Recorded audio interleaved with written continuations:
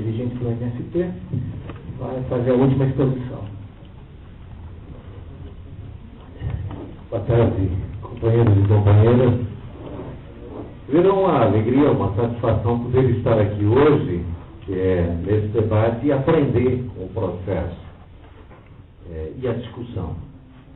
Segundo, lamentar a impossibilidade de ter estado presente nos demais debates. Eu vejo aqui Isabel Halber, nosso querido Antunes, Ricardo Antunes. Eu não tive oportunidade de estar. Estive meio adoentado nesses últimos dias. Mas é um prazer enorme receber o mesário e estar presente. O desafio é falar na frente do professor, né? Porque... E o bom é que ele pode corrigir depois. Muito brevemente, alguns comentários. Eu estou numa cruel dúvida se vou por um caminho ou outro, e na dúvida a gente corre o risco de se perder também. Mas, enfim, vou colocar elementos para o debate. Primeiro aspecto geral. Eu acho que há concordância entre todos nós de que é uma crise, existe uma crise profunda. Tá? Eu também compartilho da ideia de que seja uma crise estrutural. Crise estrutural não significa o fim do capitalismo, porque a história não está no piloto automático, é preciso destruir o sistema do capital, mas, enfim, as saídas que estão propostas e que se visualizam como saídas para o capital vão ser, com certeza, problemáticas para a humanidade, especialmente para a classe trabalhadora. Porque o momento é diferente. E se fizermos o paralelo com 29, vamos verificar que há condicionantes históricos que diferem daquele momento, mas que, num certo sentido, também apontam para saídas que talvez possam ter consequências tão ou mais graves daquelas vividas da crise de 29, que foi resolvida, é bom que se diga, em 43, 45, com a Guerra Mundial. E a possibilidade de voltar à cena isso, com certeza, é uma possibilidade histórica. Eu quero, mais do que falar da crise, porque eu acho que durante o debate vários comentaram sobre isso, é falar de uma outra crise. Uma crise também para nós, para o movimento social e para as esquerdas. Que se em 29 teve uma crise grande e saídas foram arquitetadas, a indústria armamentista cumpriu um papel importante, automobilística, etc., etc., mas nós tínhamos naquela oportunidade, com todos os problemas que possamos avaliar hoje, devemos fazer essa avaliação, uma revolução russa, nós tínhamos uma revolução chinesa em curso, nós tínhamos partidos da Terceira Internacional bombando no mundo, e assim por diante. E a pergunta é o que a gente tem hoje, qual é a internacional que nós temos hoje? Qual é a resistência? Evidentemente que tem resistência por todo o mundo, mas há fragilidades, há dificuldades do ponto de vista organizativo, partidário, social e assim por diante, inclusive nos lugares que nós ocupamos ou ganhamos governos. Então eu acho que é um momento importante para refletirmos e fazermos um balanço histórico. E mais do que falar da crise, então, eu vou propor alguns desafios que eu acho que são importantes nesse momento, quando a esquerda nós levantarmos. O primeiro grande desafio, do meu modo de ver, é nós fazermos uma análise profunda da atualidade. Há modificações, há mudanças estruturais, mudanças econômicas que provocaram mudanças profundas no mundo do trabalho e na classe trabalhadora. Como está a classe trabalhadora na atualidade? Há um processo de fragmentação muito grande da classe e mais, os nossos instrumentos, os instrumentos que nós construímos e que tiveram uma importância histórica fundamental e que resolveram e ajudaram a resolver situações concretas no século passado, parecem não dar mais conta na atualidade. Tanto de organizar o conjunto da classe trabalhadora, quanto encampar as suas reivindicações, mesmo as mais corporativas e imediatas.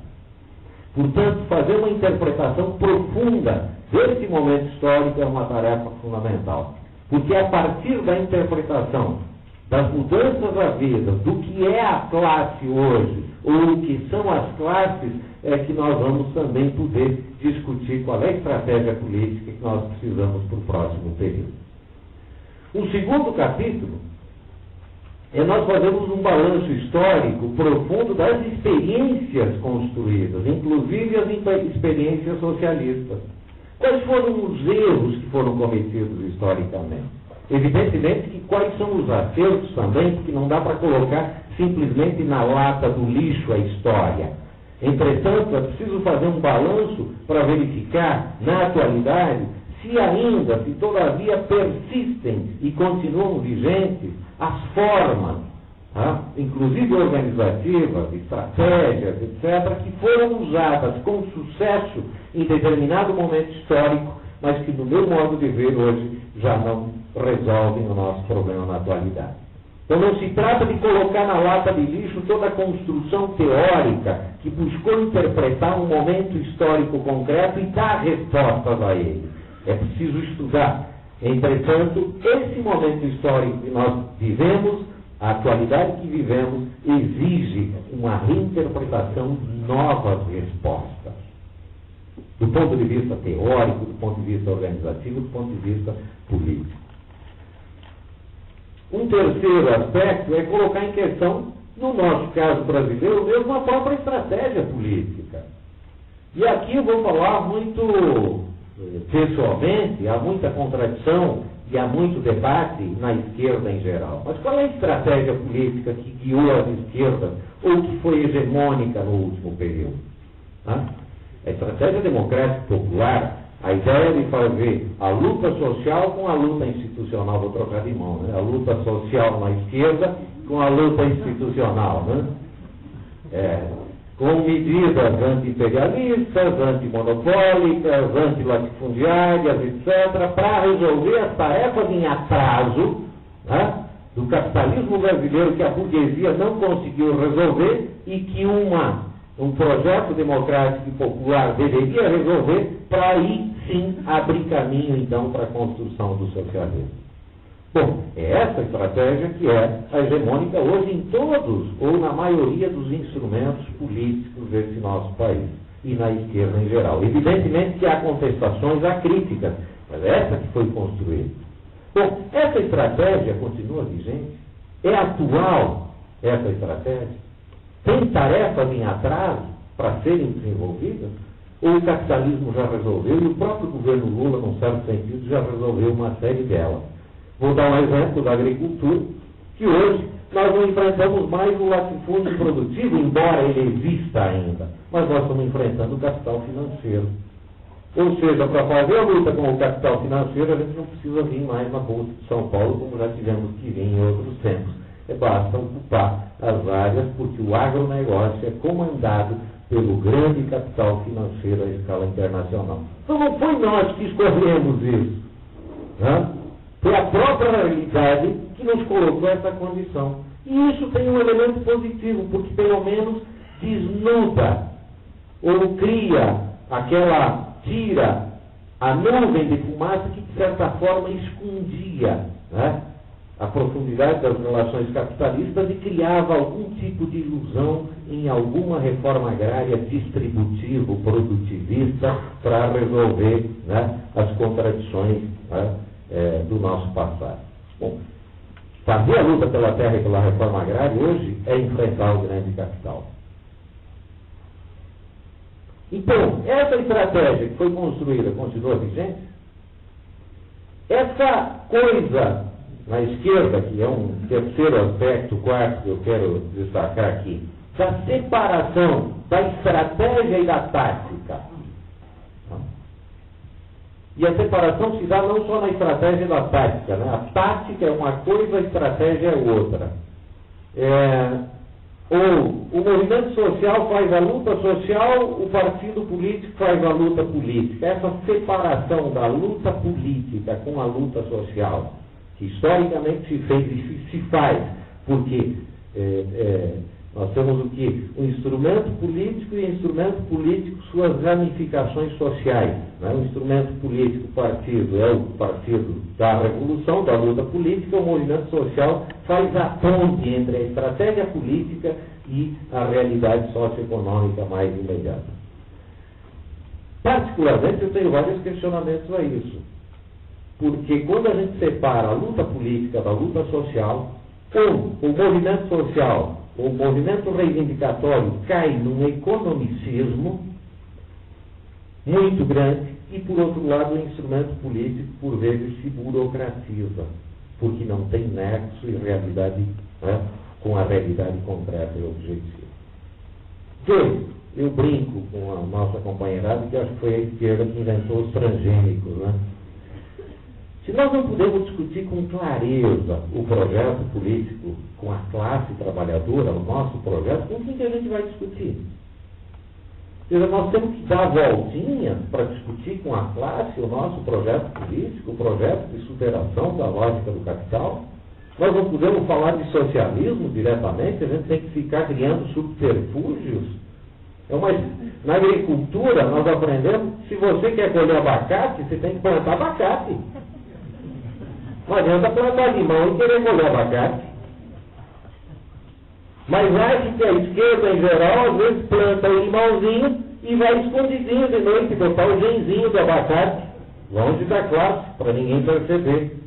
E o pior, vai botando o gen e vai achando que já é abacate. E quando a gente questiona, mas isso daqui não é abacate, é limão. O teu paladar está estragado, você não vê que está se transformando em abacate? Então, essa separação da luta imediata com o projeto, no meu modo de ver, só obscurece e não permite que a classe se transforme em sujeito concreto do processo de mudança social. E com isso, a gente cria instrumentos separados da classe, instrumentos para a classe. Isso não é, eu posso usar vários exemplos. Nesse momento nós vemos várias pessoas, e a conjuntura está difícil, o momento está difícil, a gente está adoecendo mesmo. Né? Mas muitas pessoas dizendo agora, olha, eu já fiz muito, agora eu preciso descansar, eu tenho que dar espaço para os novos. Contribuir muito com a classe, né?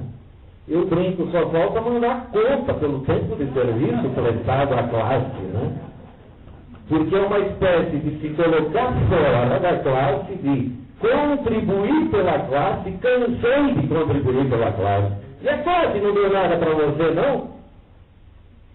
Porque se não fosse a classe, esses dirigentes não eram nada. E eu falo por mim. Ou seja, foi essa categoria que me permitiu conhecer. Se não tivesse sido a categoria, eu não era nada. Então, não fui eu que contribuí com a classe. Foi a classe que me permitiu condições, inclusive, de aprender, discutir e fazer um monte de coisa.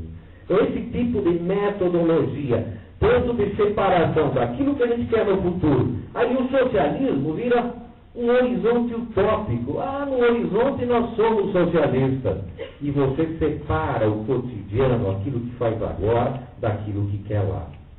É aquela espécie de, no discurso um Che, e em casa um Pinochet. Mas socialista. Porque tem o horizonte socialista. Mas a prática concreta agora é uma prática que não tem nada a ver com o socialismo. Ou seja, eu estou querendo chamar a atenção que essa metodologia e construção, ela separa aquilo que a gente faz agora daquilo que a gente quer. Ora, se o Marx tem razão em dizer que nos fazemos ao fazer as coisas, que o Paulo Freire vai usar de outra forma, se agora, nas nossas lutas, naquilo que a gente faz no nosso cotidiano, nós não plantarmos e semearmos aquilo que a gente quer lá na frente, não vai ter aquele futuro. Ou seja, se nós queremos participação de homens e mulheres, nós temos que abrir espaço agora para que as mulheres e homens participem de forma igual. Não é lá na frente no socialismo nós vamos resolver a questão de gênero, a questão do negro, nós vamos resolver lá na frente. Então tu joga todo o futuro lá para frente. Se nós queremos uma sociedade libertária, as nossas lutas agora têm que ser libertárias. Ou seja, se a gente quer construir de fato uma sociedade de novo tipo e superar a sociedade do capital, é aqui e agora que nós precisamos semear as sementes daquilo que a gente quer colher amanhã. É disso que eu estou falando, de separação da tática com a estratégia, do sujeito social, da luta econômica com a luta política. Ou nós fazemos a luta econômica, social, casada com o processo de debate e da luta política, porque é através do conflito imediato, é no conflito também que se forma a consciência. É a partir do conflito que se abre a possibilidade do sujeito se transformar de fato em sujeito consciente, de ser classe para si, e não separando e colocando-se fora da. Por fim, ainda dos desafios, acho que também nós temos o desafio de discutir, que é um terceiro, sobre os instrumentos políticos. O professor Mesaros discute que, e eu concordo, que os instrumentos que foram construídos no século passado, eles davam respostas. Ele usa um termo, se não me engano, ele vai me corrigir também. Nós construímos instrumentos defensivos. Os instrumentos defensivos, de certa forma, vão para a luta amarrados, um pela própria lógica institucional e outro, às vezes, pelas próprias direções. Mas esses instrumentos, eles deram respostas concretas num período que havia crescimento econômico. O capitalismo também se desenvolveu e permitiu que a classe obtivesse conquistas sociais e assim por diante. Se é verdade que não há mais possibilidade de grandes reformas, não é que elas não existam, pode haver pequenas reformas, mas com um custo muito grande, seja com muita luta ou muita cooptação. Você consegue algumas reforminhas, mas não há possibilidade de grandes reformas, porque a lógica própria do capital não permite grandes reformas. Então nós nos deparamos numa situação que construímos organizações defensivas num momento que precisamos ir para a ofensividade e colocar o projeto político da classe, o socialismo, em contraposição com o projeto e com a lógica burguesa. E, nesse sentido, os instrumentos que nós temos hoje, no meu modo de ver, não dão conta da tarefa que está posta nesse momento. O movimento social não consegue articular o conjunto da classe trabalhadora, o movimento sindical não consegue congregar o conjunto dos trabalhadores precarizados, terceirizados, etc. E os próprios partidos políticos também não têm essa condição. Então a questão que está posta hoje é como organizar a classe trabalhadora em torno de um projeto político. De que forma? Talvez não mais só pela categoria, mas pensar o território como espaço de articulação, porque nos territórios existe um conjunto de trabalhadores, lá está o desempregado, lá está o precarizado e assim por diante.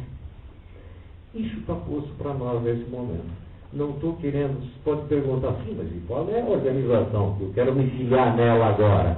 O problema é que não tem. Mas nós precisamos pensar que tipo de instrumento político-social nós precisamos na realidade.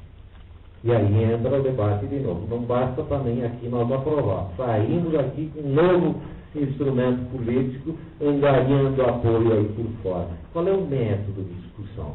Que a turma também já está de saco cheio de ajudar a construir certas coisas e depois não ser chamado para dar opinião. Tá? A militância não quer mais isso. Tá? A militância não quer ser carregador de piano. Quer ajudar a construir os processos e quer ajudar a conduzir. Portanto, o debate que vamos fazer aqui por diante também para a construção desses novos instrumentos, sem jogar fora aquilo que existe. Nós vamos ter que fazer as duas coisas concomitantemente.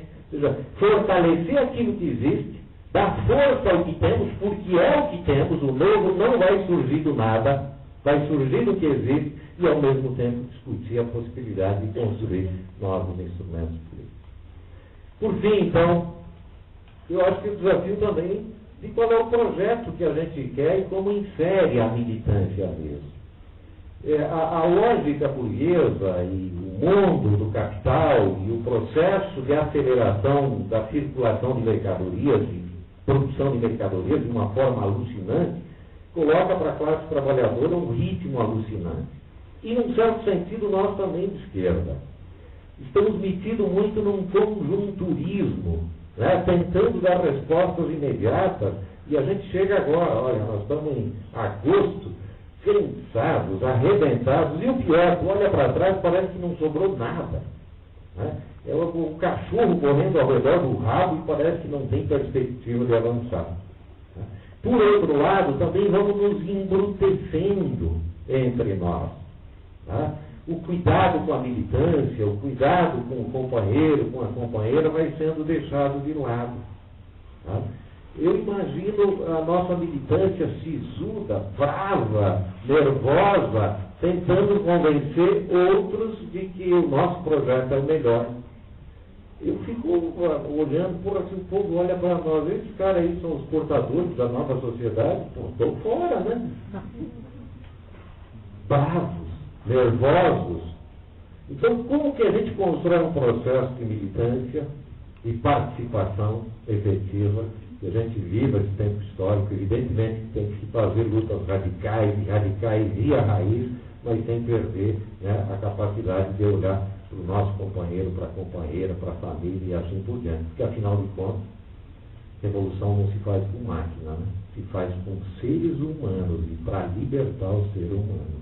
Esse é o objetivo da construção da libertação. Não é tomar o poder só. Tomada do poder é parte de um processo de destruição do poder burguês. Mas o que nos interessa é construir uma sociedade libertária, onde o ser humano efetivamente se liberte. Portanto, se nós quisermos seres humanos libertos, nós temos que construir aqui e agora, no seio das nossas organizações, para que efetivamente esse projeto possa ser semeado e plantado.